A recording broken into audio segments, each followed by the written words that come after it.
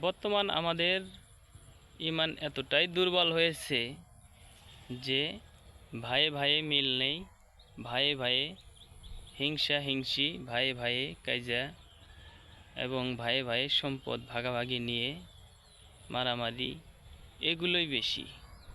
সম্পদ থাকলেও সমস্যা, সম্পদ না থাকলেও সমস্যা। তবে আল্লাপাক কারো সম্পদ দিয়ে পরীক্ষা নেন, আবার কারোকে সম্পদ না দিয়ে পরীক্ষা নেন।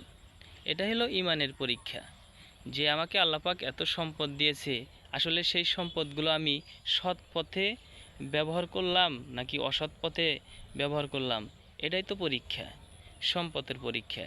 আমার কাছে সম্পদ আছে, আমি মানুষের সাথে অহংকার করলাম না হিংসা করলাম না মানুষের সাথে খারাপ আচরণ করলাম, এটাই তো পরীক্ষা।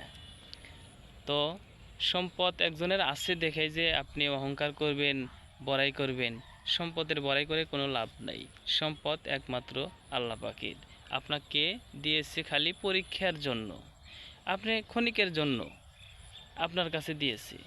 এখন আপনি সম্পদ পেয়ে যদি বড়াই করেন, সম্পদ পেয়ে যদি মানুষের সাথে খারাপ ব্যবহার করেন, তাহলে অবশ্যই আপনাকে আপনার হিসাব দিতে হবে, এটাই বাস্তব। তো আমরা মানুষের সাথে অবশ্যই ভালো ব্যবহার করব। সবাই ভালো থাকবেন, সুস্থ থাকবেন। আল্লাহ হাফেজ।